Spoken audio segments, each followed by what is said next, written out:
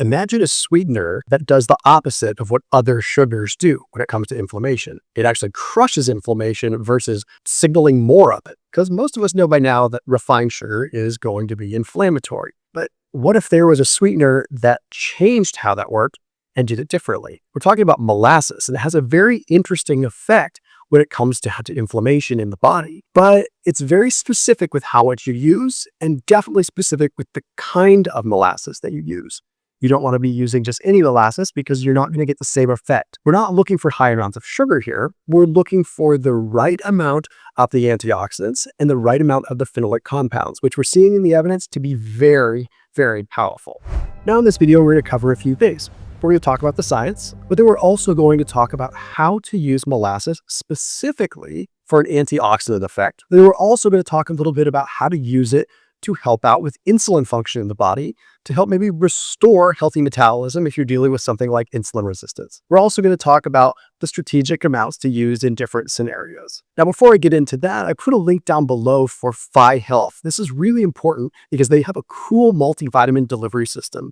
Okay, they use a unique technology with this micro encapsulation of these little beads, right? So when you take your AM dose versus your PM dose, there's entirely different vitamins and minerals in them because they've done the homework of making sure you're not taking competing vitamins and minerals. So for example, you never want to take magnesium and calcium together. They cancel each other out. Certain compounds should digest slower and certain compounds should absorb faster. So they have different colored beads because they all absorb at different rates of speed, which is like next level technology. So this is the cutting edge of multivitamin science to make sure you're actually getting the most benefit. So that link is for a special discount for Phi Health. Definitely recommend you check them out. First thing we need to do is understand the science of molasses. And don't just go out and buy a bunch of molasses right now and start eating it, because you need to know when not to take it and how much not to take. But first, what happens with molasses is it has such a powerful antioxidant capacity because it is extracted during the sugar making process. So what happens is you're making sugar, you're using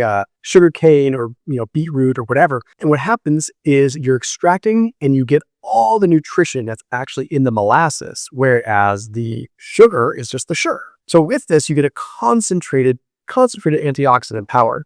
And we've seen in the literature some really interesting stuff. There's a study published in the Journal of the Academy of Nutrition and Dietetics, and it looked at all kinds of different sugars and all kinds of different sweeteners. So they looked at honey, maple syrup, corn syrup, sugar, molasses, a number of other ones. And they were looking at the total antioxidant capacity. So basically total antioxidant count. But another interesting thing that you should know about, and it's called the ferric reducing ability of plasma.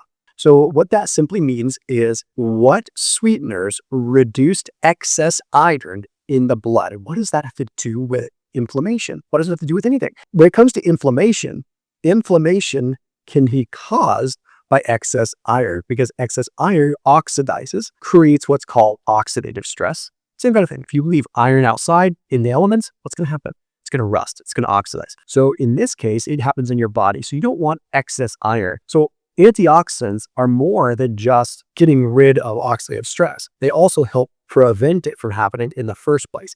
Molasses had the highest score when it came to FRAS score. And it was really high up there with total antioxidant count too. So we're talking a potent powerhouse for inflammation, and it's a sweetener of all things. The other thing that we've seen in other evidence is that molasses blocks a unique thing called the Fenton reaction. You don't have to be a biochemistry expert to know the basics of it because I'll explain it now. The Fenton reaction is probably one of the biggest catalysts for oxidative stress in the body, which means that when this reaction is limited, you're literally producing less oxidative stress. Okay, plain and simple. Now, we've also seen in other studies that molasses has powerful anti-mutagenic properties, so it protects the DNA. It has ability to protect liver DNA, literally protect it, and it stops it from replicating into like poor DNA, right? So like mitochondria are going to form healthy mitochondria versus dysfunctional mitochondria, which is very important if you're dealing with insulin resistance or something like that, right? Because you don't want unhealthy mitochondria reproducing, for lack of a better word. But now we need to understand how to use this stuff. Okay, we've learned about the science of why it works, but if you start just pouring this stuff on your food or guzzling it, you're going to have some negative effects, okay? The interesting thing with molasses is you don't need much of it. Technically, it's a sweetener, but if you start sweetening things with it, well, then you're going to have a lot of sugar. Okay, you still have a lot of sugar in this stuff. So what we're finding is that a half tablespoon to a tablespoon is really all you need for the metabolic effects. It has an interesting effect at actually helping the body produce insulin more efficiently. But I've done other videos on that. As a matter of fact, you can check those out. I'll link out to them right here. But what we're focusing on more is the anti-inflammatory effect. And with that, you need very little. We're talking 1 to 2 teaspoons of the stuff. What I would recommend is that you do this along with maybe some tea or possibly even in a fasted state where you're going to allow the phenolic compounds to hit a little hard. If you take molasses with carbohydrates, that's totally fine.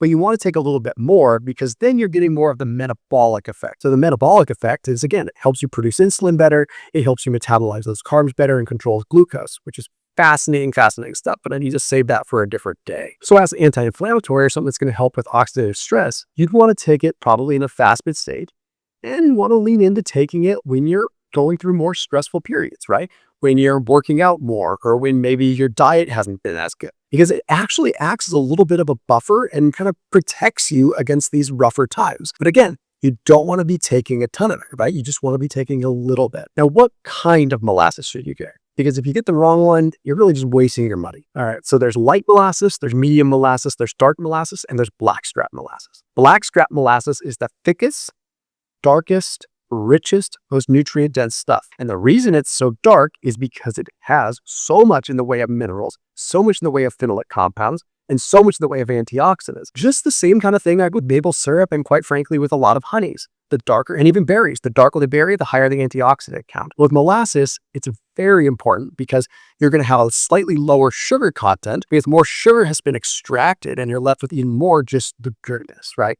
So that's a very important thing. Lastly, if you're looking for the best time of day to take it, I would usually recommend if you're taking it in the fasted state, take it in the morning. If you're taking it with a meal, take it with lunch. And that's simply because it's going to delay carbohydrate absorption because it has a cool power to do that. If you take that in the evening, it might delay your carb absorption into your bedtime routine, which might kind of affect your glucose at night. So taking that little bit at lunch is probably the safest time to take it. So I've linked out to me other videos, another video on molasses, and I also have another video on honey and how it's not the same as regular sugar if you want to check that as well.